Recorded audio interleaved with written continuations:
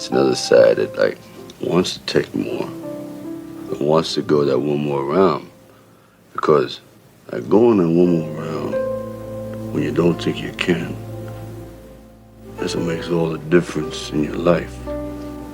You know what I mean?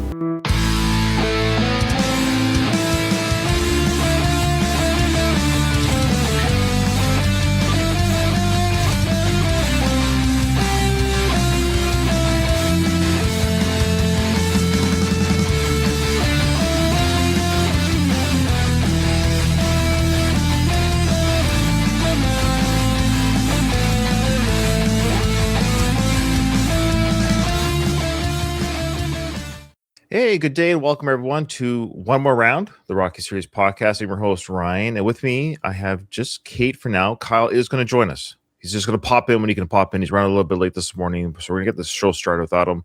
Katie, how are you doing today? I'm doing well. How are you, Ryan? Doing great. Back at work. So the time's recording. Yeah, I did a full week of work, 4 days of work, but I got a full week starting tomorrow of work, and course is starting in a week, so we've got students coming that I'm teaching on this military course the last 6 weeks. So busy days are coming. I'm going to be in the grind, long work days from 5 in the morning till 7 at night some of these days. So I have it coming, Katie. My vacation days are over. The grind is coming. Back to the real world. Back to the real world. I'll be busy until end of Feb. So yeah, okay, there we go. All right, let's get right into it. We got a lot to go over today. Let's start with, I kind of want Kyle to be here for one of the videos. Well, let's start with the emails and the YouTube comments, shall we? Sure.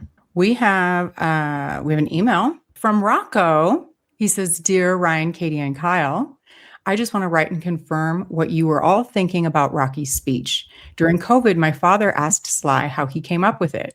Sly told him that he had originally given the same speech to Sage and later decided to use it in the film.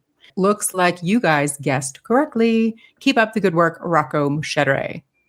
So yeah, Rocco, as you know, is the author of the Rocky trivia book that we draw from on each episode. And his dad, I guess, reached out to Sly. I don't know how. That's amazing. How did he do that? I guess that's the next question that Rocco should answer for us. How did your dad reach out to Sly? And I believe him. I'm just curious how Sly came back. So we have it there on a good, I guess you could say, secondhand report that Sly did confirm that, yes, indeed, he had that conversation, something like that, with his son. So it's very autobiographical in the movie. So we nail, and I maybe even knew that. So it's not like it's not quite public knowledge, but this is sort of a very biographical story. Okay, and we got something really cool that I want to show you, which I'm hoping Kyle will be there for that. I'm sure he will be.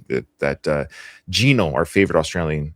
Okay. Italian put together. Okay. Awesome. Okay. What's the next email? Next one, request for the Rocky IV Ultimate Cut Plus podcast love from the UK. This is from Wayne Harris.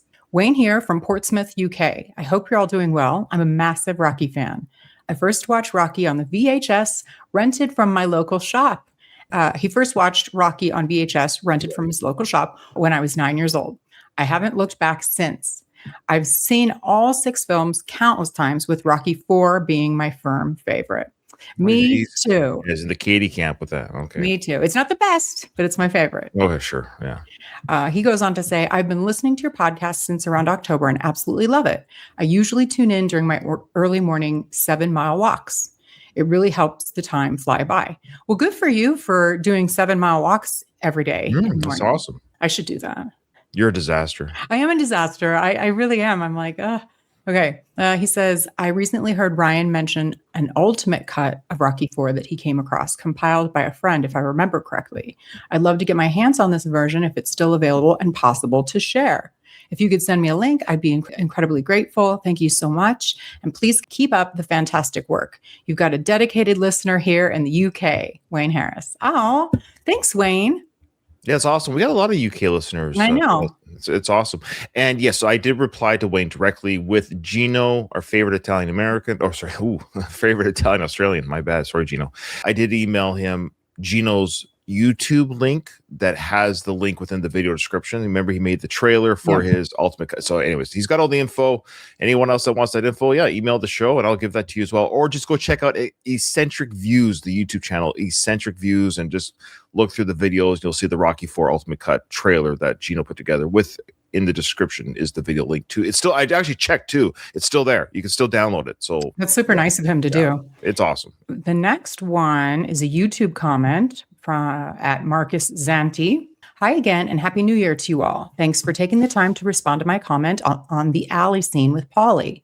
Contrary to what Ryan said, I feel this scene is taking liberties with the audience and getting away with its mistake in where it's placed in the film.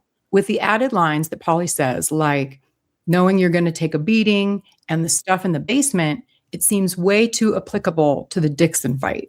I think Rocky doesn't have to take a beating and could just call it quits if it was a low-key match with no real stakes. But hey-o, maybe I'm being punchy. Anyways, I think I've outstayed my welcome on this and need to get over it.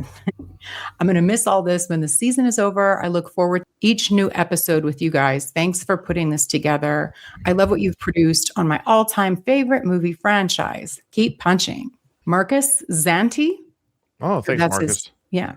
So what was the big takeaway from that? If I remember correctly, he wrote in last time, saying that it was odd placing the scene in the alley, that it should have come after Rocky had taken the Dixon fight, but in the version it doesn't. And I think we were all kind of saying that he was referring to just generally getting out of your comfort zone and going into boxing in general, like doing it for yourself. That takes guts. Okay. And I think he's kind of doubling down on that. It makes more sense that it was in definite reference to the Dixon fight. Okay. Hey, Kyle's here. Kyle, how you doing? Hey, good. How are you guys doing? Good. The next one is from Andy Grew. Opinions aside, this scene is iconic. Football teams have it in their locker rooms. There are posters and pictures that enshrine it all over the place. Stallone does some of his best acting work here. Watch his face after he says the word shadow. It's a split second, but it's calling back to when Robert complained about him casting a big shadow. Milo doesn't quite nail it, but it doesn't matter. The scene is near perfect. So you saw, of course, with the rainbow and sunshine scene. Yeah. We were a little bit hard on it. I think we've said this before. We are a podcast talking about the Rocky films. We kind of fine-tooth comb it. It'd be a very easy podcast just to go, every scene's amazing. A couple little silly scenes, sure, here or there. We kind of picked out the things that weren't as strong, maybe as we remembered or recalled. But yes, it's a great scene. It's iconic. And I'm not surprised that sports teams have that as their mantra on their Motivational. Yeah. Yeah, sure, of course. Yeah. Yeah. I think we were just like, I think we all were like, yeah, it's a great message, great scene. But in the pantheon of all speeches in Rocky, it wasn't quite in the top. Yeah. Especially for you, Katie, if I remember. I actually have warmed up to that over time. Like initially, I was not a fan of that scene. The value of the actual advice there is excellent, which just makes me like the scene a lot. The actual scene itself, in terms of the acting and how it was, not as good. Like it's not horrible. Like I wouldn't say they did a bad job, but it's not like the beach scene in Rocky 3 or even Adrian in Rocky 5 after Tommy drove away, or scenes like that. Those are way more iconic scenes than this one. I just like the scene because in terms of life advice he gives, it's really good. Mm-hmm. Well said. Okay. Andy also says, speaking of Rocky 3, did Rocky hire the street singers from Philly to play at his public workout? Yeah, and maybe Andy doesn't remember it. I don't blame him. I think he's heard a lot of our show, but I think we even commented on the fact that, yes, indeed, Frank Stallone playing the Street Corner Singer. Yeah, absolutely. Rocky knew that group. So when he got popular, he said, hey, you want to come and sing at the... Yeah, like he would invite the Street Corner Singers to sing at the event or at the training, the hotel. It makes sense. And got them outfits and side pieces on the side singing with Frank. And yeah, so I totally think it's literally the same character from the Street Corner. Is the idea that they've upgraded too with Rocky's life. He's bringing the whole neighborhood with him. Yeah. Or alternate theory, those guys happen to hit it big on their own. There you go. Rocky's like, hey, I know these guys. I gotta... What I love is that even in the film franchise, Frank Stallone's character is hanging on the coattails of Rocky. Yeah. I mean, there's always a very close mirroring, right? Oh my gosh. Life in film and life in art and all that good stuff. Okay.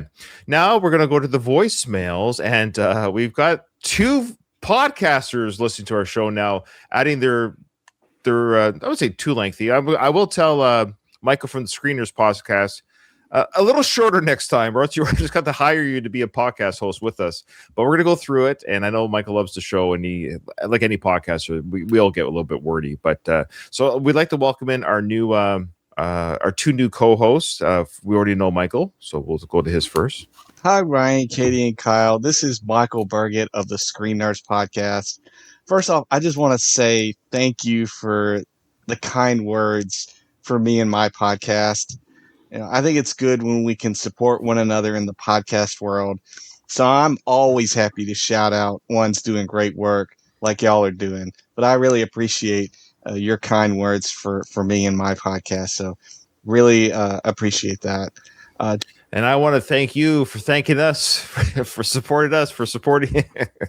Just wanted to share some of my thoughts here on episode 14. In case you were wondering, per Wikipedia, Regina in Saskatchewan is named for Queen Victoria because Regina in Latin is queen. So they wanted to honor Queen Victoria, and so they used the Latin for queen to name the town. So I didn't know that. That was just pure Wikipedia research when I looked that up, and so that they found that out and thought that was interesting there. What's vagina in Latin? Well, did they? Because Victoria was already taken, so right? Yeah, Victoria was. I think Victoria was definitely before Kyle. I think Fort Victoria was named well before Regina. Yeah. Yeah, it's kind of like similar in America, how like this coast was kind of settled before the western interior, right? Yeah. Who knows? And who cares? I'm just joking. But we do that. Like we have like a bazillion Columbuses or a bazillion Austins. It's actually funny. Like for a lot of Canadian cities, you could find a city in America with the exact same name. Mm-hmm. Yeah, Victoria. There's Victoria, Texas, isn't there? There's a Vancouver, Washington. That's right. In Edmonton, Kentucky. Toronto, Ontario, California. Toronto, Ohio. Yeah. What was the California one, Ryan? Ontario, California. Oh, yeah. Okay. Yeah. Oh, yeah. That's like a greater LA. They have an airport in Ontario. Like one of the LA airports is Ontario. Anyway. Shout out to Milo in this scene. This Sorry. He said, shout out to Milo is what he said here. iconic scene. I think he holds his own against Sly here. And I feel like his performance helps make the scene be what it is. I understand Robert's frustration here as he's talking to his dad. It feels like it was pent up emotions that he had been thinking about for a long time.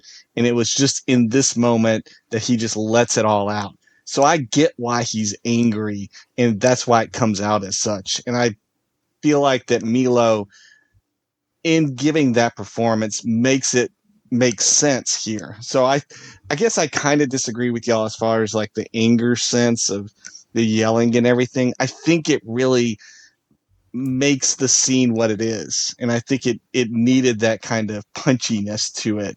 Yeah, you're only allowed to send in voicemails when you agree with us. That has to be a new. That has to be. I don't know if I think I understood that he was angry. Like I don't think that's in dispute. To me, it just seemed unnatural. Mm-hmm. Yeah. Like it didn't seem like how an angry conversation would actually go.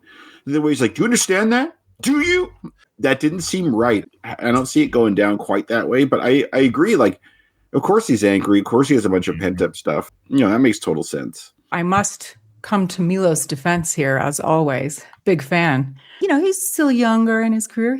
This is helping him become the Milo that we know now, and I like that Milo. Like Sly's big speech, the Rainbow Speech, is iconic and it's written really well, almost poetry, Shakespeare-esque in its orientation or oral presentation. But Milo's lines maybe weren't as strong. I think maybe Sly took a little bit more time to have a more natural response. Good call. I just felt like this whole scene was just the setup for the big moment. More that was the unnatural part of it. Like, okay, Dad, now it's your turn to lay it into me. I will say one of the more natural parts of that was when Robert unloads on his dad, and then his dad is like, when you were just a baby, you fit in my hand like this. Yeah. And it's like, yeah, that is totally something a freaking dad would say. And I believe you kind of see him roll his eyes at that. Because I'm like, oh God, can we get to it already? Yeah. That's real. I could totally see that going down. both from Robert and from Rocky, because when Robert shows that frustration, then Rocky in turn shows that frustration. And I really have always loved the speech from Rocky. It's one of those ones, even back when I first saw the film, I really had that as kind of like one of those motivational things. When anytime things were down, I would play that clip and rewatch it and think about it. Even like when YouTube started to become a thing in the late 2000s, I would always pull up that clip from YouTube and watch it. But I think in hindsight, and especially with the first Creed film, I think I prefer the one step at a time, one punch at a time, one round at a time line as a motivational speech to this one. Well, there's other moments, even in the Creed films, it seemed a little bit more. Well, Creed's a better film. I know that's subjective, but I think most people think Creed is superior to good Rocky film. Balboa.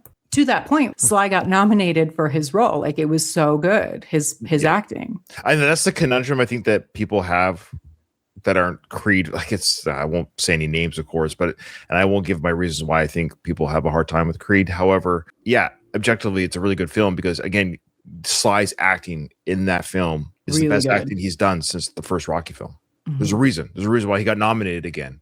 But I still love this one. I just feel like this Creed speech where Rocky is talking to Adonis and telling him, giving him that kind of that repetition of one step at a time, one punch at a time, one round at a time.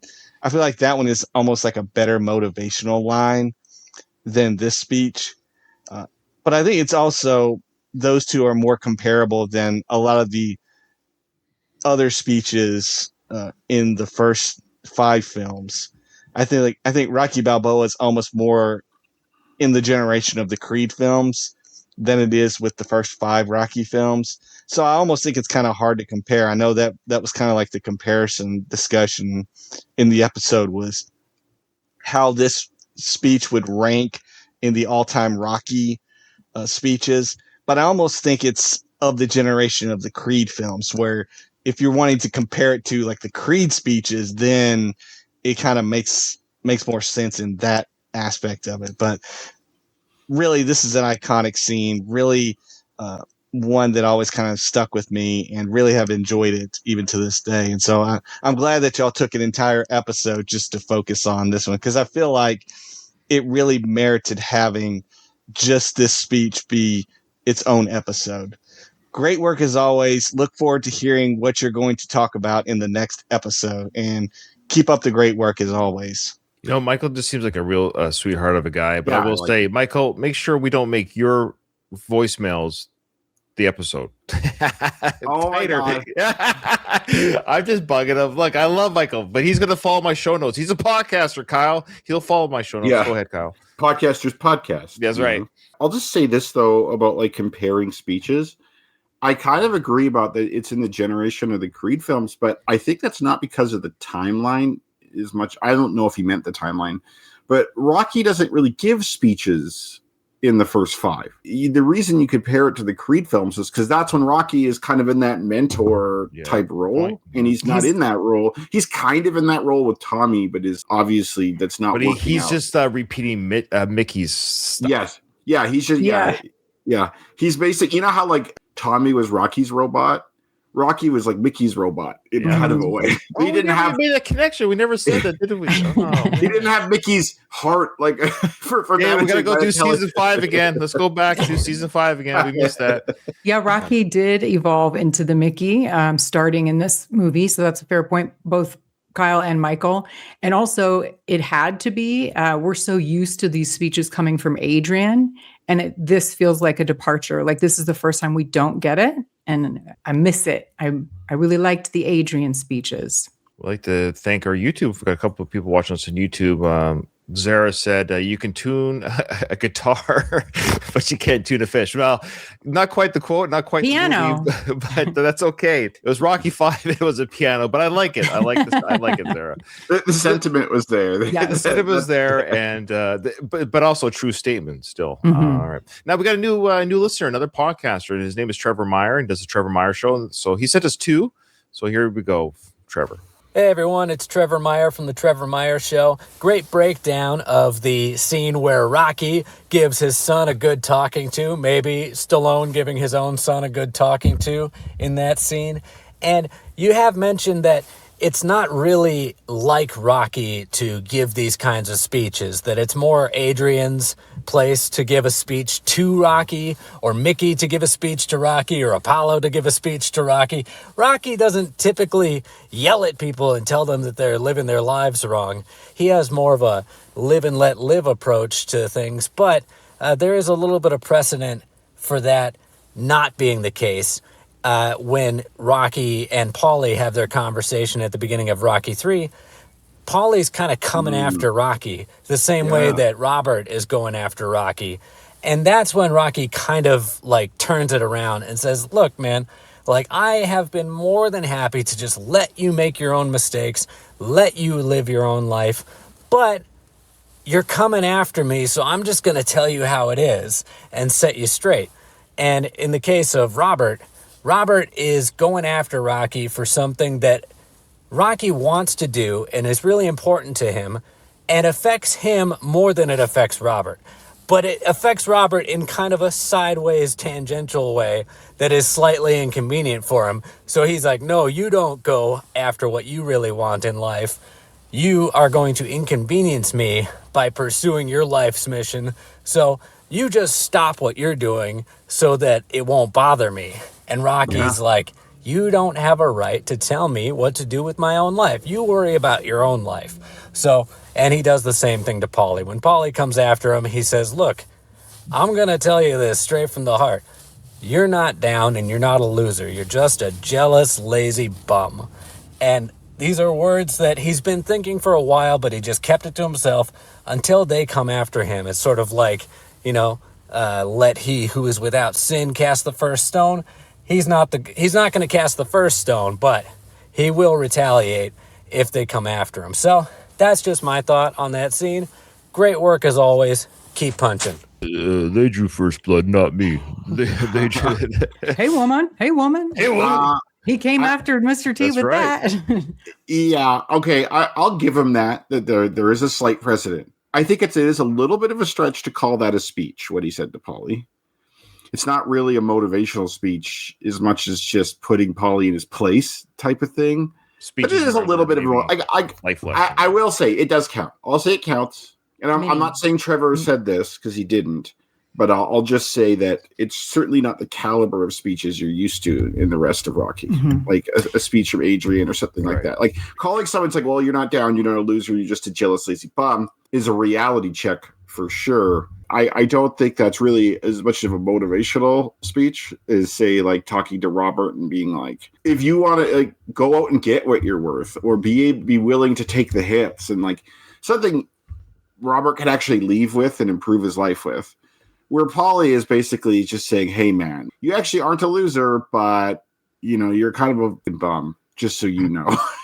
And of course it's the 80s, so that speech in the parking lot is immediately followed up by a comedic, so-called comedy. Can I have a job? Yeah, with that weird music at the end, like I don't even know what horn played, but like some kind of brass instrument music at the end. All right, Trevor, that was awesome. We got another one from Trevor because I think he watched, like he sent two right away. Because I dropped two episodes pretty close to each other, so I think that was for episode 13. This one's for 14. Hey everyone, this is Trevor Meyer from The Trevor Meyer Show. Just wanted to congratulate you on hitting 1,000 subscribers. That's awesome. And you did reference a deleted scene that was on the DVD releases, but not in the director's cut. And I think this was a mistake, actually. I think that Sylvester Stallone just forgot to put it in because it clearly happens in between the scene where Pauly is sleeping at Rocky's house when he's making breakfast and all that stuff, and later on, just before the tour, when Pauly says, you can't stand living alone, can you? Because clearly Pauly is living in the guest room. They established that in Creed, that Pauly is living at the same house with Rocky. And then just a few scenes later, he says, you can't stand living alone, can you? And the scene that I think they forgot to put in was Pauly's girlfriend comes to Rocky's house, packs up Pauly's stuff, and takes it away. And she says, Pauly says he talked to you about this. And Rocky's like, maybe, but I don't think so. And you just see how lonely Rocky is. You see that even though Pauly is a jerk to him, Rocky is still devastated to find out that, like, his only friend in the world is moving out. And then it makes more sense later on in the alley when he asks, can I move back in with you? So that's to me a big continuity error in the director's cut. There's no creative reason why it wouldn't be there. So I literally think he just forgot to put it in. So yeah, just wanted to throw that out there. Great stuff as always. I'm very disappointed to hear that this series is going to be ending so soon, but hopefully I can comment even more often. Thank you very much, and have a good night. Well, unfortunately, Trevor, you are going to be getting rid of us. So back catalog. Yeah, we have a huge back catalog. If you need help and directions how to get there, just send me an email. I'll direct you. Yeah, great insight and continuity issues in the Rocky franchise. You must not be a fan. Yeah. The only reason I could think they would take that out is just like, hey, we want to keep this movie down to a certain time. Now, granted, it's like I haven't really put much thought into scenes you could cut out in favor of that. I guess Sly probably just thinks that people don't care about Pauly that much. It doesn't really matter. It would have that probably would have helped, piece together the story a little bit, but them having taken it out is probably okay because we can still Jimmy rig these scenes together by assuming that Pauly lives in his own place. Like he lives somewhere else. We can just assume that in their original house, Adrian and Pauly's house, he lives there.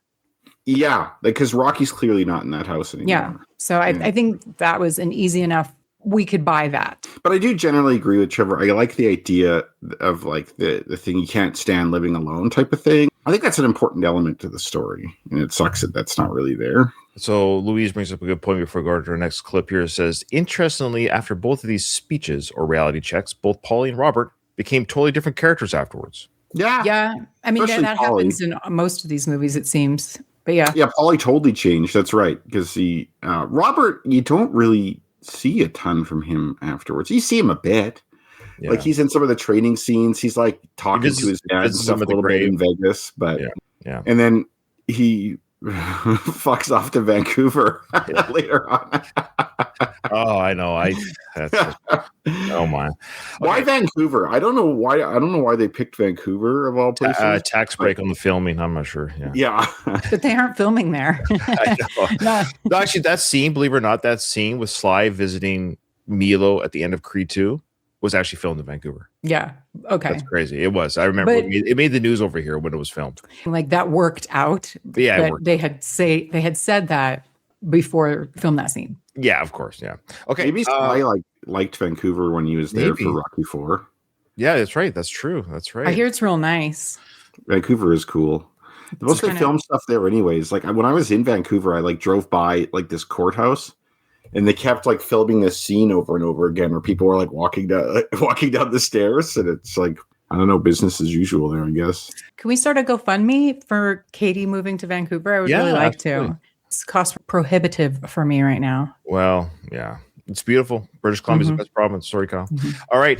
Last clip here. This is really interesting. I think you guys will like this, especially, actually, I know you guys will like this. So Gino, our favorite Australian Italian, he's a pretty good video editor. He does great stuff on his channel. Check out Eccentric Views on YouTube. He sent me this link. It's on his YouTube channel. What I did, though, just for context, I clipped, you'll see why, but I clipped the clip. What he did was he took the Rocky speech to his son. He AI superimposed Sage Stallone's face over Milo. Which version of Sage? I think age appropriate at the time. Okay. So he would have been the whatever age Sage was at the filming. It's about right. Oh, 30, 30. Yeah. Okay. Unfortunately, and now, yes, of course, if you had incredible editing software, you could change the hair. The hair is the same. So it's still Milo's haircut. So it's just the face over top where the face is. It just gives you, but it does give you some sort of inkling of what it would look like it's sort of a fantasy play of what it would look like if it was Sage standing there looking at his dad during the speech. So it's kind of I'll let you see for self. Of course, so the speech is clipped. It's going to be all over the place because I just wanted to focus on this, on the superimposed face part. Okay, here we go. Well, you used to fit right here. I'd hold you up and say to your mother, this kid's going to be the best kid in the world. This kid's going to be somebody better than anybody ever knew. Then the time come for you to be your own man and take on the world, and you did. But somewhere along the line, you changed. You stopped being you, like a big shadow. Let me tell you something you already know. The world ain't all sun, beat you to your knees and keep you there permanently if you let it. You, me, or nobody is gonna hit as hard as life. Cowards do that, and that ain't you! You're better than that!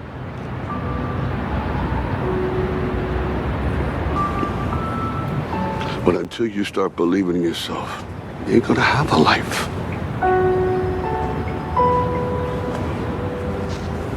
Don't forget to visit your mother.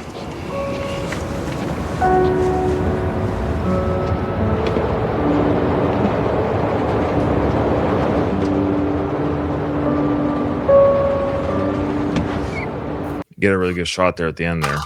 Thoughts? It's weird that he doesn't actually look that different. You know what I mean? Not until it's the close up. I'm curious, Gino, if you did some other, like his face looked much slimmer. I think it fits. I'm not sure how it works, but I think what it does, it fits the face of the original person. So it kind of just melds into it. So if the jawline's thin, I don't know how that. Because I was like, I don't think that looks like his jawline. Yeah, but the features, like the eyes, the nose, yeah. mouth. Yeah, right. So it's as good as a quick AI face swap can do. Again, if you had like, Light and Magic, whatever studios, literally putting Sage's head on there, but that's a pretty good little tease. Yeah, good job, Gino. Yeah, I like that. That was cool. It's kind of AI. sad too, eh? Like, it's kind of sad thinking that would be Sage. It would be kind of fucked up to be the son of like someone like Sly, not Sly personally, but living in someone's shadow like that. Like that would I think that would be hard. Like I can kind of empathize with him a little bit. Right. Like you feel like kind of whatever you accomplish, he'll be like, well, you're not your dad, Yeah, I think it's an attitude thing because you can see that as a benefit or, take the benefits that come with it. And it is what you make of it. Yeah. Like it's I think it's more or less an ego thing, right? Like if you have a bit of an ego, then I think it's really hard. Sure. Like for instance, Frank, would have a bit of an ego, and I think that would be difficult to live in your. Yeah. But if you're kind of more of a live and let live, like I'm doing my own thing, I don't care what people think person, then like you wouldn't care at all if like Sly's your dad. All right, Louis, great comment here, and we'll start into the movie discussion. He goes, "Yeah, Robert eventually goes ghost, but he's completely on board with every aspect of training in Rocky Balboa post speech. Also, Rocky still gets plenty of blame since he's cool with flying everywhere for Adonis, but it took 2 whole Creed sequels to fly to his son." Well, plus he quit his job too, right? As someone who's worked at a job where it's like, really, this is not for me. Like, I get that idea of like how freeing it is to leave something like that, and it's like, yeah, he does change in that respect. I'd be curious as to what he does in Vancouver. Like whether he still works in like the financial industry or if he has like a totally different kind of job. New spinoff coming. We'll find out. It's gonna be like the what's his name? Robert at Law in Canada or something like that. Yeah. All right. I think he could still be in finance or whatever he went to school for. Oh, sure. There's a big shadow in Philly, but not in Vancouver. I guess is the idea. Well, I think he didn't really belong there, though. He wasn't like those guys he was with. Or like that, his boss didn't really feel like he fit in there either. Like that particular company was for sure not for him. Yeah. And I think being in Philly didn't help that. Well, it kind of did, kind of didn't. Like he got business because he was a Balboa, but yeah, maybe he found somewhere in finance that's kind of more his jam. But I really want to know what happens between the end of this movie and the beginning of Creed. Yeah. They're estranged again. Okay, so I was thinking of something the other day. Do you know when you'll say like a woman has like daddy issues or whatever? Oh yeah, those are my especially if she's like seeking approval from men or whatever. Like they'll say like, "Oh, you have daddy issues" or something. I feel like Sly has son issues. He's always like seeking like approval from like other guys in like mentor roles, whether it's like Tommy Gunn or Creed or whoever. But like, He can't get that relationship with his own son. I like these thoughts from Dr. Peterson. Yeah. All right. So we just saw Milo acting as Robert Jr. here, thinking about visiting the grave. And now we're going right into a deleted scene. I believe the next scene is not in the original cut. If you remember, I think we see Rocky train.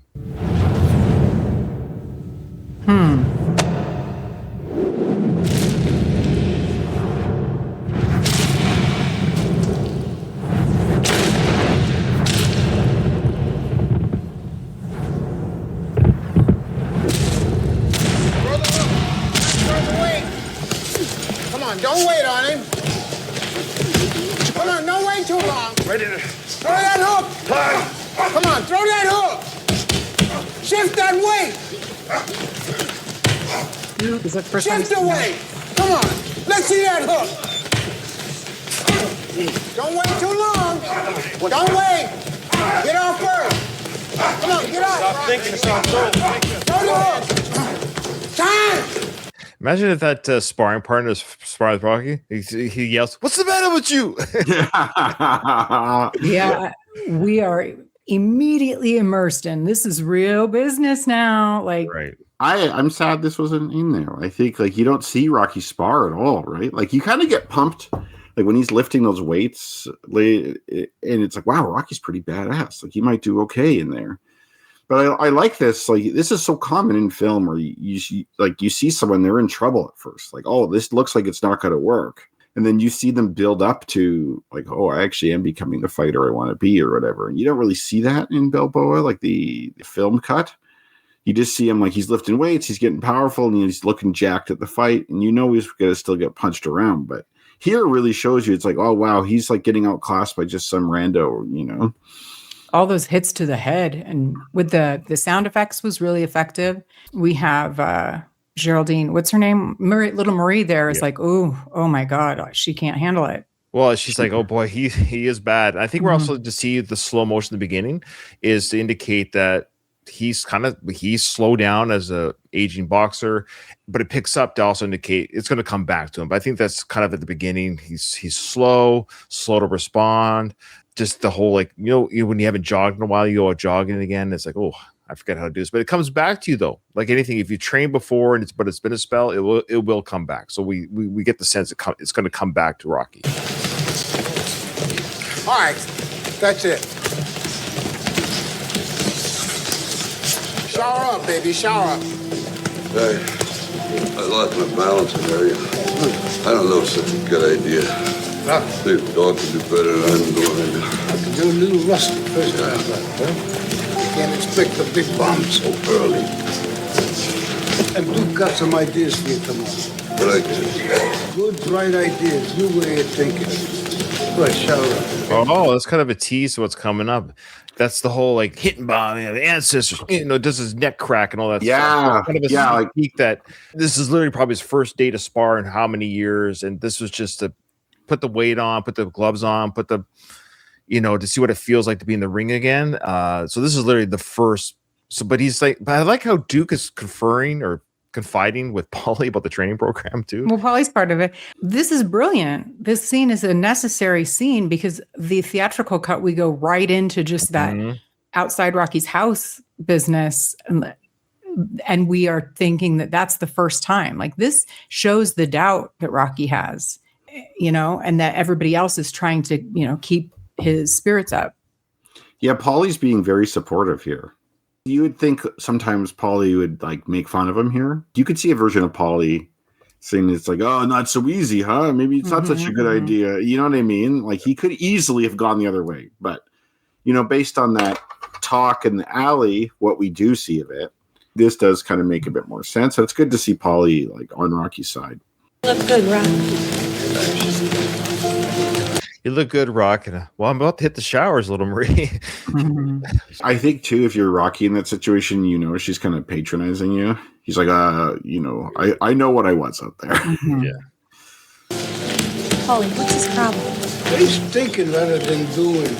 And you're probably making him rusty. Sure, Pauly. Hey, whatever you're thinking is wrong. Oh, you think so? Yeah. Oh, you think so? Yeah. Oh my God. This needed to be in it. There's the old Pauly there. Yeah, there he is, holding the bottle of whatever it is. And Pauly's assuming they're banging. Yeah. Hey, Rocky, are you screwing Little Brie? Hey, you don't talk dirty about Little Brie like that. You balling her?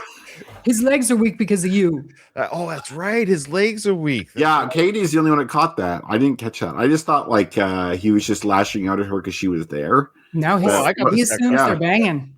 Yeah, it makes way more sense. Like, I agree with you. And she's like, no, it's not like that. Should be like that. We need this scene, damn it. Yeah. Louise, Rocky to Little Rico, open your prize.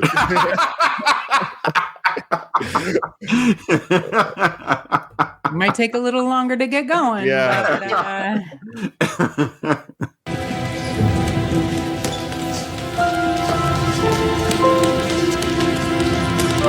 But, I'm a little bit doubts. It's like, oh boy, I don't know. I'm actually really annoyed that they cut that scene. Well, it's Sly. Sly is the master cutter. He loves deleting scenes. I tell you, he cut some other stuff. There's plenty other shit to cut. Yeah, that sucks. I wonder if it's because it makes him look like in a negative light. I don't know. Maybe, but then moving now into this totally makes sense. He's down on himself. Yeah. He lost his confidence. I need to go to the woman who always gave me my confidence. Imagine if like Little Marie pops up behind the headstone. Hello. He's mine now. That's right.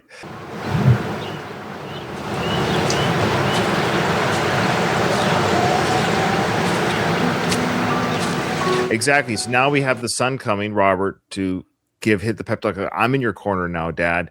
And that's kind of the pep. That's the motivation that Rocky needed, because we see that he's down. That took 35-second clip. You know, how long was that deleted scene? And now he's down. He's not sure of himself. So having his son come here and say, "Win, Rocky, win." That's the Rocky win moment. And then we're going to go to the training montage. Fuck, Sly, what are you doing? What are you doing? Well, this is the director's cut, so it's been put back in. But yeah. Well, now, but you know, it would have been Originally. good to see this back in 06. Yep. Which is a long time ago. 20 years ago. Yeah, those are beautiful. Yeah. You get off early from work?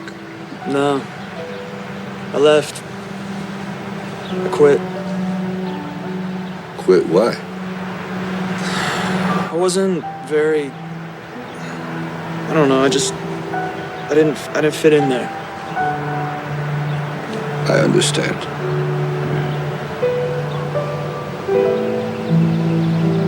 So what are you gonna do? Right now? Right now, I'd rather be with you. Oh, win, Rocky, win. Is that all right? Yeah. It's been a long time since I've seen a fight. You should have gone to Pauly's work when he quit his job. I mean, I love that. I wouldn't say Pauly quit his job. That's an interesting way of putting that.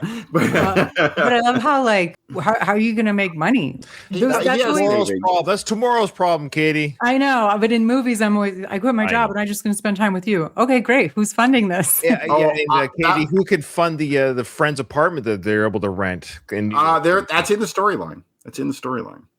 Because Monica is illegally subletting that. Her grandma had that as like a rent-controlled apartment. Right. Yeah. I should have known. They had to put that there because it's so fucking absurd. It's absurd. That apartment in the Village in New York, with like a waitress and a chef salary supporting that's like totally a thing in the 90s and the early 2000s, like showing young people in big cities with great apartments. Like, yeah, right. That's a thing in Hollywood in general, though. I was just seeing this the other day. When I was a kid, I thought everyone in America lived in like gigantic houses because you'd see like someone who has they're a cop or something like that, and they live in this massive house. The sitcoms, whatever you call it, yeah. Or even like I've been watching The Rookie, and this guy's like a rookie cop, and his house in L.A. is like a fucking mansion. Oh, that's it's a rich friend or someone that gave it to him. No. He moves out of that house. Oh yeah, okay. He moves out. He gets his own place, and he fixes it up because he was a contractor. Right. But it's like the land alone in that house would be worth millions, and it's like it overlooks like the hills, and it's this awesome view. I'm like, you don't live there as a cop. Like, Well, you join be us in front of when we me. do our the rookie podcast after the Rocky one. Hey, that works out. Rookie, Rocky, it almost sounds the same. If we get into the training montage, which I think we're about to, if I remember correctly, I could be wrong. Well, it's also the director's cut, so who knows where it's going to go? Because, like we said before, we're watching this for the first time as director's cut together as a trio. I will have to mute the music just because we are on YouTube as well. So just FYI, the YouTube does not like music. It's weird for copyright.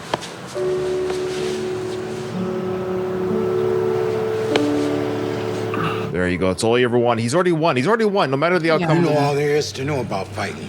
So there's no sense us going down See, there. this is what's cool because Pauly says, hey, Duke's going to give you some new ideas. And this is why I like this. Oh, what are the new ideas? Now we're hearing it. It gives it more context. That deleted scene was one of the worst deleted scenes, I think. So I agree. Like there were so many things in it that helped people understand everybody's frame of mind better. I don't know. I love this right here. This shot you have here. I fucking love this place. Yeah. The South Philly like lifting club with like you have the shoes hanging there, and then you have like this barbell. What's the shoes mean again? Drugs are dealt here? Yeah. But I just love Philly. Both times I went to Philly, I just enjoyed every minute of it. Like, why don't you marry it then, Kyle? I wish I could. I would, if it doesn't work out with my wife, maybe I'll move to Philly. Did ever kids do that for you guys when you were younger? Because I know I'm older than you guys. Like, yeah. Why don't you marry? Yeah. I love this ice cream. Well, why don't you marry it? Yeah, I don't know why. Louis says Home Alone is a super egregious. Great. Egregious. Thank you. Example of this. Kevin's dad must be super loaded to afford the house and pay for 15 people to fly and stay in Paris over the Christmas holidays.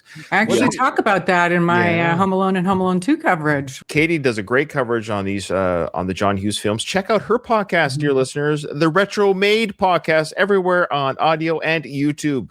Check out Ryan. Retro Made. Oh, of course. We just covered Home Alone, and we talk about it. Road again. To beat this guy, you need speed. You don't have it. And your knees can't take the pounding. So hard running is out.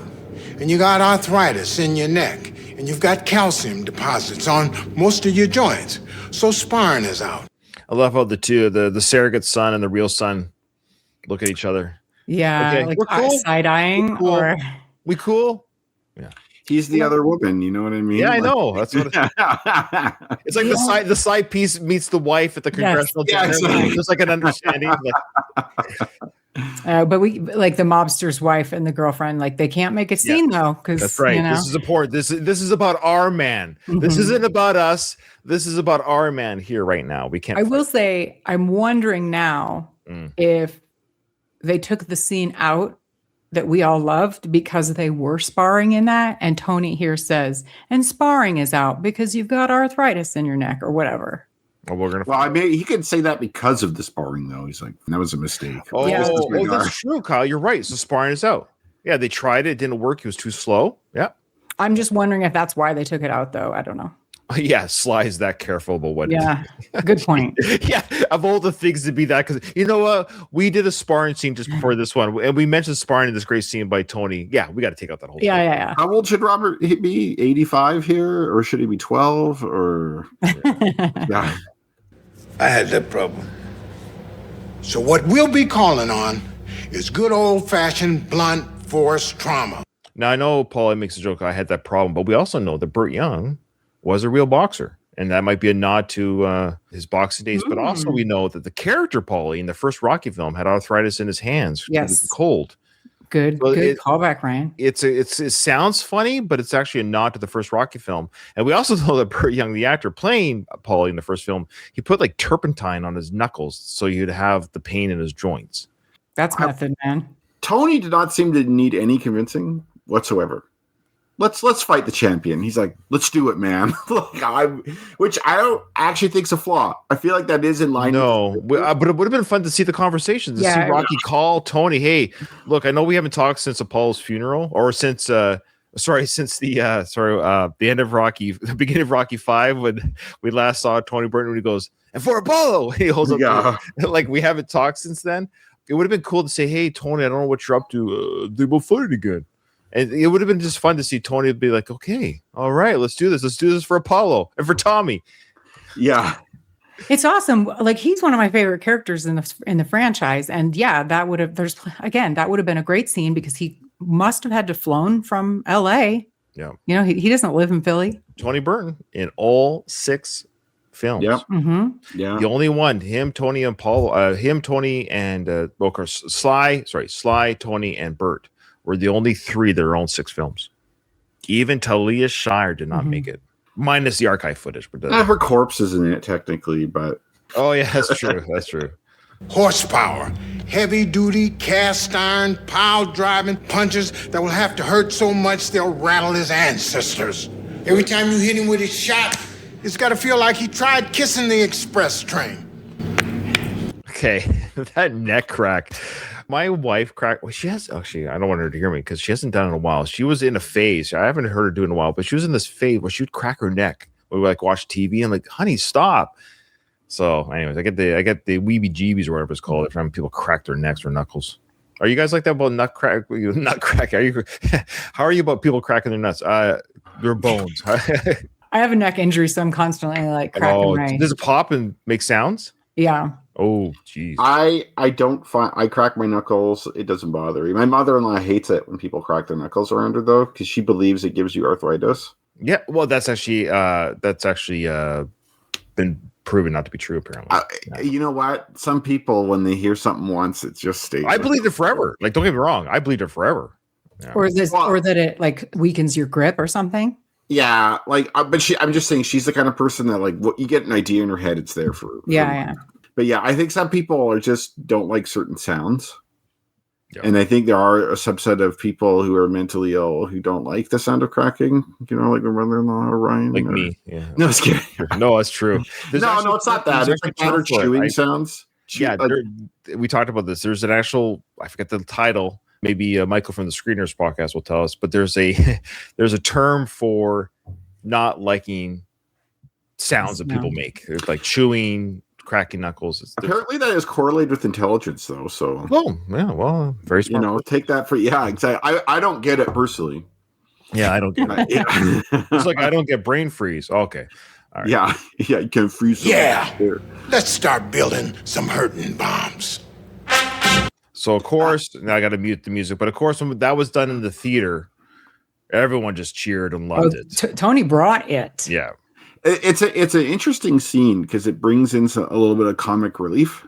Yeah. You have like Bert's thing, which is funny, and then I found the neck crack cringy personally. I didn't. Yeah, that's what I mean. Like, even though not just the sound, it's almost like it's almost comical. They should just kept it a little bit serious the whole time. But I guess it's sort of like a hodgepodge of characters getting together for something that's almost silly that he's even in the ring. So I don't know.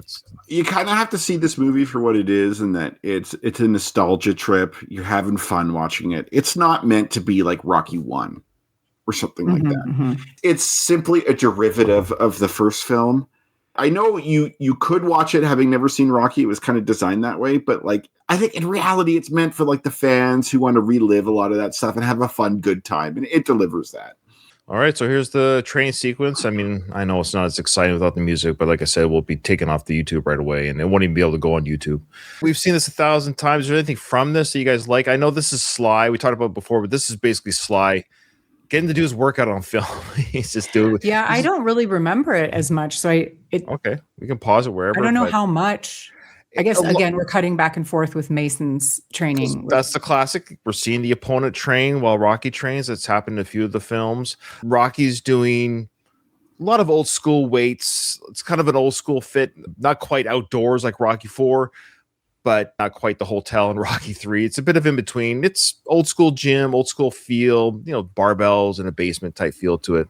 When Muhammad Ali watched Rocky 2, he watched a screening of it in his house on a projector, and he was interviewed, and he said that like one of his criticisms of Rocky 2 was Rocky's weight training. Oh, because like old school fighters didn't train with weights. Weights was seen as, I don't know if fighters now do or not. Weights, at least back then, was seen as like it makes you stiff and not movable, and it's like it's not functional training essentially. Yeah. So like what Rocky's doing, according to someone like Ali at least, would be like very counterproductive. Although I do understand like the muscle build, the thought behind it that like, hey, you're never gonna match this guy's speed, for skill. We have to make it so when you do hit him, it causes some serious damage. And that's the whole idea. And it's a combination of art and life here. We got Rocky building the muscle mass to take the punches of this younger opponent, to also, whatever 1 or 2 punches he gets in per round, it's going to hurt. This whole point is going to be his ancestors are going to feel. So he's basically building himself like a tank. So the punches won't hurt him as much. And when he does land a punch, it's going to hurt. That's sort of the regime here. It's not about speed. There's no, I don't remember if we see a speed bag in this, to be honest with you. I will comment on those weights that he's lifting. Well, no, I've been lifting weights, and so I kind of have like a idea of like, how much something like that would weigh. He doesn't squat a ton, but he lifts with his arms a fuck ton. Like I never lift what he just lifted there. He's always been more bulky on the top. Yeah, he's kind of just paying tribute to leg stuff, but like for arms, he's like, but for like honestly, for someone his age, for anyone, doesn't matter your age, but especially for someone his age, lifting 1 rep of that. I've been lifting now for like a year and a half, and the most I could bench press in like a single rep is like 200 pounds. He just probably did like 3 something there more than once. Like that's Kyle, have you given HGH? Do you want your head on your shoulders to get bigger and the one between your legs smaller? Yes. But it will allow you to look weirdly bulky. I'm okay with that. No, I eat my spinach every day. Which doesn't work. You need HGH. Like, let's not lie.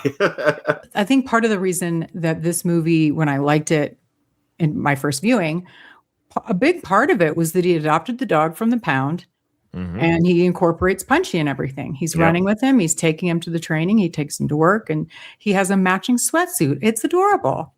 Yeah, the matching sweatsuits. It's funny. It's cute. I'm just trying to picture Rocky. Did he get it tailor made somewhere? They measured the dog and. No, you probably just bought it. You can buy. My dogs have plenty of clothes. Okay. I've had to put shirts and sweaters and stuff on my dog. Like past dogs I've had. Like I had a dog who had to get this huge lump removed from his chest. It was like not a cyst, but something like that. And I had to put a sweater over him so he wouldn't lick it all the time. Yeah. Because I hate putting cones on dogs. It's so sad. Yeah. So we put this sweater on, and you just find a way to make it work. I'm curious though with Punchy. Now that you mention it, though, when Pauly moved out, it's like I wonder if that's one of the reasons why Rocky wanted to get the dog. It's like to have some companionship at home. Oh yeah. Because that makes a big difference. Like having someone excited to see you when you get home.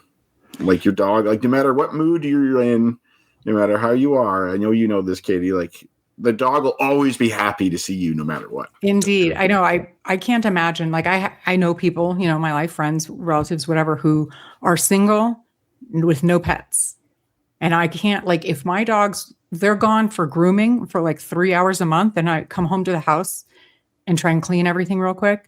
But I'm like, it seems so weird with them not there. I can't imagine, because I do live alone, but I always have pets. I know. I don't want to put, but like I got big dogs. They'll protect me. Yeah, there you go. Yeah. All right. Yeah, they're a handful. They keep you busy. We're talking about the dog still? What's that? We're talking about the dog still? We're talking about the puppies. Kyle, get your mind out of the gutter. But yeah, I think it's been like proven though that like having pets like significantly increases your well-being. So yeah, good work there, Rocky. Have Punchy there. For older people too, it kind of forces you to do some exercise. Yeah, that's why I have my dog. I go jogging and walking with her every day. I feel guilty on the odd day, 365 days a year. I might miss 5. I'm not even joking. Are you her favorite person? Because I find it's like I walk my dog. Like they're very self-interested, right? Like the nicer you are to them, the more they like you. And it's like the one who takes them for walks is like their favorite. Or the one who feeds them usually, no? Well, feeds them, walks them, like provides. So like this person's all right. So Louis said this about the weight training. It's still frowned upon in a lot of fighting training circles. Nowadays, competitors usually only do weightlifting program when they're trying to go up in weight class. That makes sense. You got to bulk up. Yeah, it seems like calisthenics is still the thing, like pull-ups, push-ups, sit-ups. Sly showing off his one-arm push-ups again. Look what I can do with the ball this time. God, my wrists hurt just thinking of that. Right, there's Pauly working out too.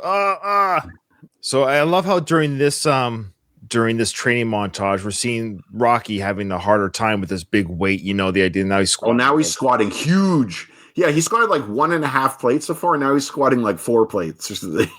And he drank the raw eggs for no reason. Yeah, he dropped. For no reason. It is it's in the 2000s. 2006 raw eggs gives him that rocky. That's his spinach. That is his spinach. It is funny though. Eggs actually don't have that much protein. Like they have some, and they have a lot of other nutrients and stuff. Like you could just start whey protein or something.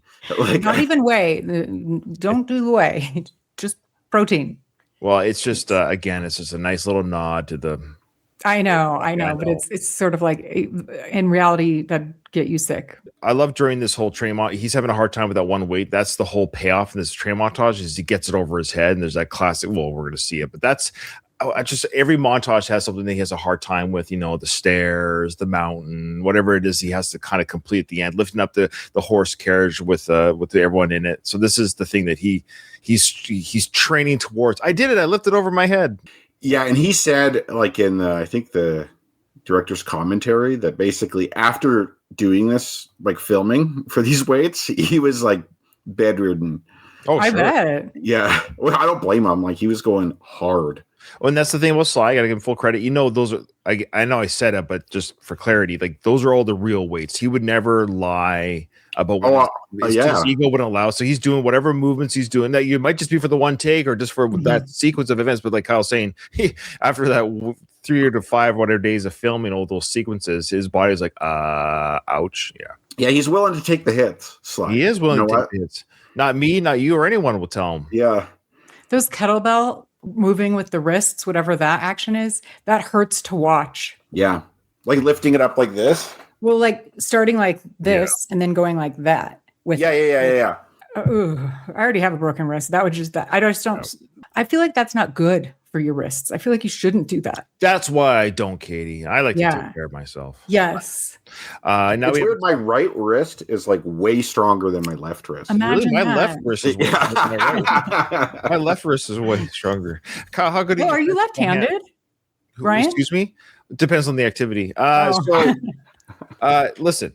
Now we're at the part now. Speaking of slapping some meat around, we're at the part now where Pauly is letting Rocky into his old place. I guess he sells keys to the beat locker. Is that the idea? Or he knows like the code. Like maybe you have to like push a code to get in or something.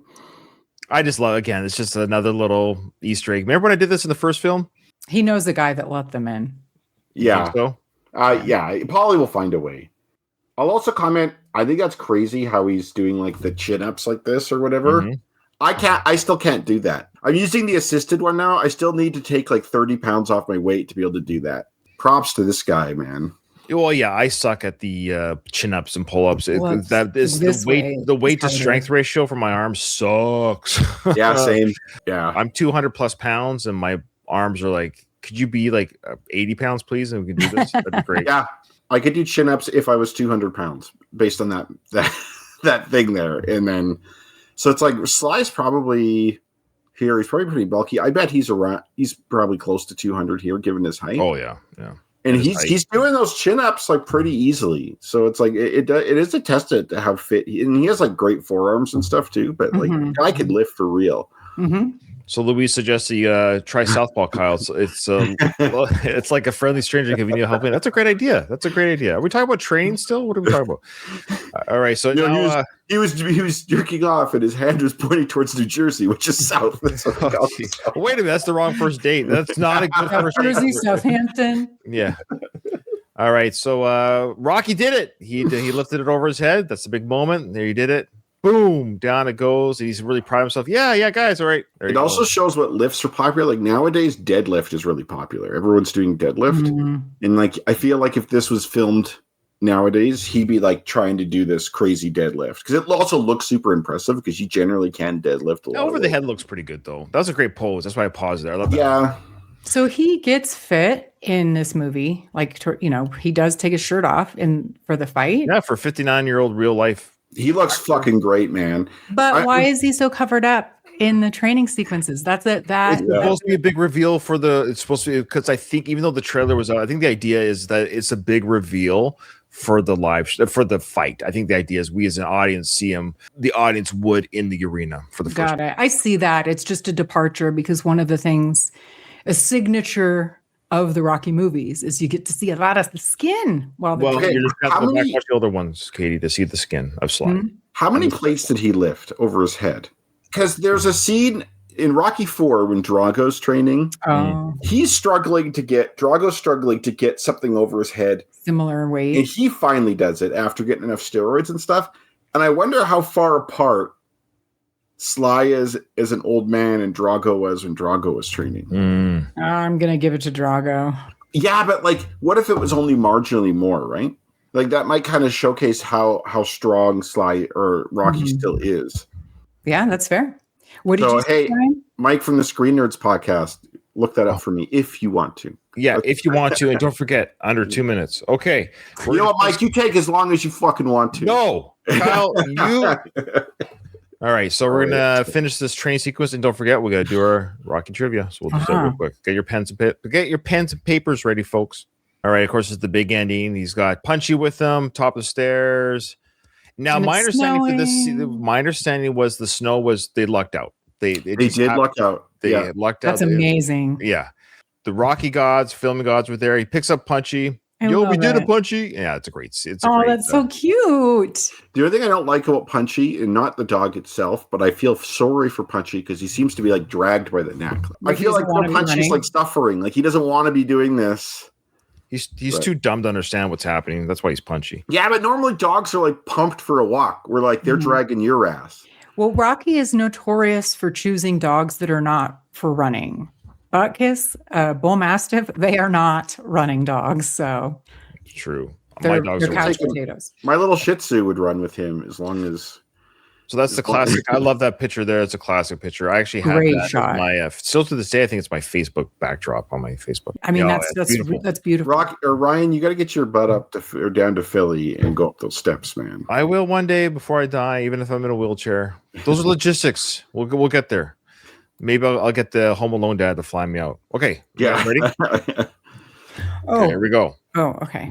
We gotta get going. I think that's the end of the training, is it not? Am I wrong? Sorry. Yeah, that is okay. All right. Are they in Vegas now? I think so. Looks Yeah, like it's it. fast. a lot warmer. No, You know, it's he fast. works better when he's warmer. You know, it shows like That's Philly true. in the snow, and then Vegas is all warm. All right, that's true. You ready, guys? What is Rocky's first exercise in the gym when he is training for the fight? I know we just watched the. We just watched it and I can't remember. We're doing I just something. had to take a wild guess at that one. I probably will get it wrong though. Yeah, I'm just going to guess too. Okay, what passage in the Bible does Spider Rico read to Rocky before the fight? Oh, that's coming up. Like John 1. Yeah. Well, you had to give the 15? reference or something because I can't. Well, I guess so. What quote- passage in the Bible, or if anyone can quote I don't and or know. reference it? I have no idea. Can I get a bonus question if my answer makes you laugh? Can I get a bonus? Maybe. We'll Okay, see how okay. funny it is, Ryan. Okay. Is it got to be from Song of Solomon, Ryan? Just I did think of the breast one from Psalms, Yeah. but no. Or songs. Who says, quote, and don't let those numbers drive you crazy. Next one. Who says they're going to be talking about that fake Looney Tune fight? And lastly, and this is, believe it or not, guys, this is the last question for Rocky Balboa before the bonus trivia questions where we cover all. Yeah. Louise, don't give us the answers until we're ready to give the answers on our book. How dare you? He's a joke one. Yes, I thank you, Katie. That was my joke to the joke. I'm tagging. It's called improv. I'm tagging along. You got a yes and. True or false? When Pauly is at Adrian's restaurant with the meat, does he have the Shamrock Meeks logo on his coat?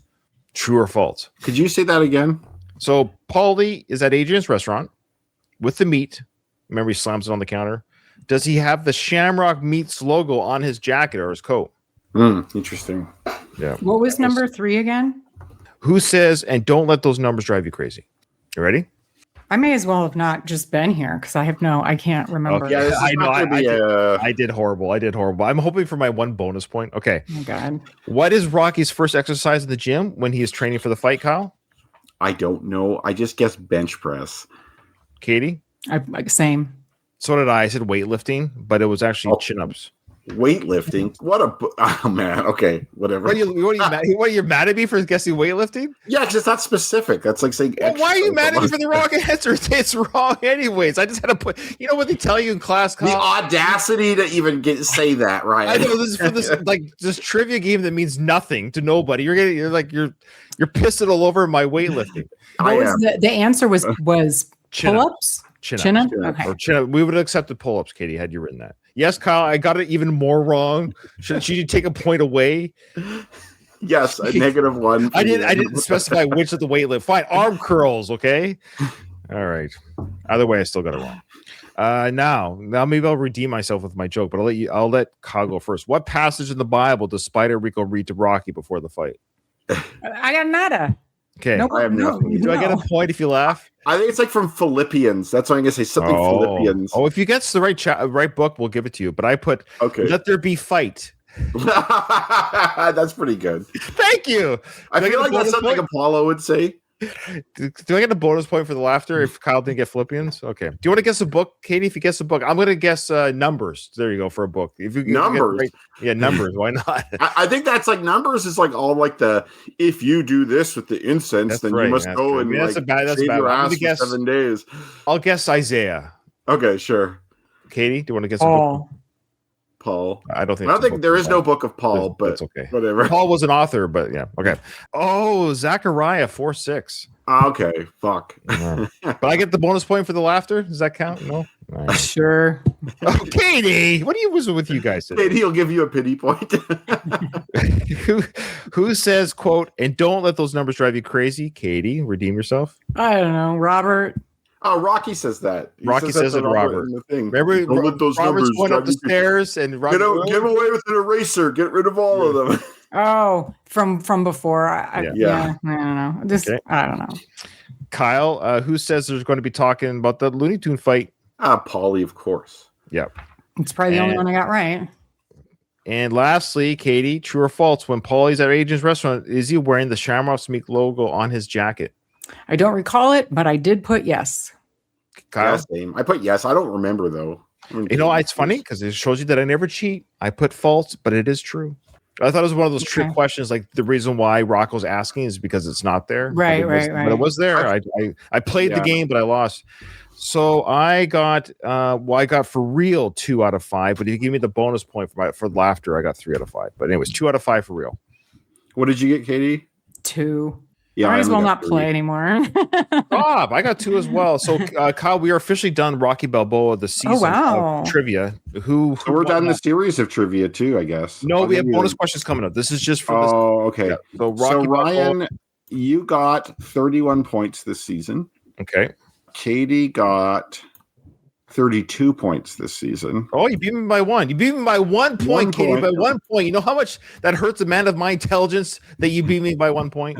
Age equals beauty. I got 40 points this season. Oh, you killed me. Damn, he ripped us. Rocky, I was behind Katie before Rocky 5, and Rocky 5 and Rocky Balboa saved me. Yeah. And I lost, like I tanked on those 2. And just so you know, the judges' scorecard for Rocky Balboa, we actually all fell into the same category, by the way. It's 20 to 40 correct. This is where Dixon wins by split decision and proves he is a true warrior. Oof. That's what we landed on. Yeah. Okay. Cool. All right. Well, that was a lot of fun. Thank you. Again, if you're watching this, guys, buy the book, Rocco Macherdy's The Rocky Trivia Book. Thank you. It's on. No, it's okay. He loves that I mispronounce it. It's 300 questions from Rocky to Rocky Balboa. It's available on Amazon, Amazon.com, whatever country you're in. It's available. Great. And yeah, for the record, we're now going to be doing 5 or 10 bonus questions per film. I'm excited about this, Rocco. Yeah, the trivia. See if I can redeem myself. That's true. This is in fact, what we can do, we can actually have a new tally scorecard, Kyle, just for the trivia portion. It's kind of like winner takes all. There you go. Winner takes all. I find that Ryan, having the lowest cumulative score, decides to do a winner takes all, forgetting the previous decision, executive decision. Boss says winner takes all trivia. Wait, okay. Kyle, are you the winner overall as well? Yeah. Okay. Yeah. Okay, well, it's double or nothing, Kyle. Double or nothing. Double or nothing. Let's do it. Sure, let's do it. I love it. I love that's a competitive spirit. Like anyone could take it. Anyone could take the trivia. Well, I bonus feel round. like there's no fanfare. I think we need to make a bigger deal about Kyle won the series. No, that's fine. Who cares? Okay, so that's true. You did. You know, yeah, you won overall. Eh? When you retire, it gets quiet. Yeah, I don't see anybody asking for your autograph anymore. So, Kyle, you won like everything. Yes. Okay. So these are the final scores. Final scores for all 6 movies. Okay. So since we started at question 1, Ryan, you got 227 points. Okay. Katie got 232 points. Wow. And I got 243 points. Nice. Oh, wow. And it's out of 300 if you want to do the math at home, folks. I'm not going to do it right now, but that's out of 300. Okay. So percentage wise. Okay. I just finished saying we're not. Okay. All right. I'm sorry. I got to figure it out. Everybody loves math on podcasts. I'll tell you that much. Ryan got 76%. All right. That's not bad. I'll take it. Gee, that's like a B, right? Katie got 77%. I got 81%. In percentage terms, it doesn't seem like we're actually that far apart. No, I like that. Yeah. No, and to be honest, like that's not that great. You know what I mean? See, this is very interesting. It goes to show you the difference between like Katie and I as students. I would be thrilled. Katie's like, oh no, where's my 90 something? Where Ryan's like, I would die if I got a 77. I don't have to do this grade again. That was my fault. I honestly think it's different in Canada too, like the scoring, because like in Canada, like 50 is a pass. Yeah. And like the average in a class, would be like around 65 to 70 is average. You guys rate on a curve, it sounds like. No, I don't think so. I think they're just like it's on a curve. It is just a different rating system. Yeah. Well, they've also changed it. They've made it easier kids to get better grades now. I should have been a kid now. I know, like in America, like what used to be considered an A, the bar to get that is much lower now. Okay. Well, great. Well, yay, America. Awesome. Yeah, okay. we just, That's awesome. Driving home are what we're known for. That's good. All right. Well, thanks everyone. Thanks for joining us. Really, thanks for those who watched us live. Thanks to our patrons who watched us live. We appreciate all your support. This episode is over. I didn't hear no bell.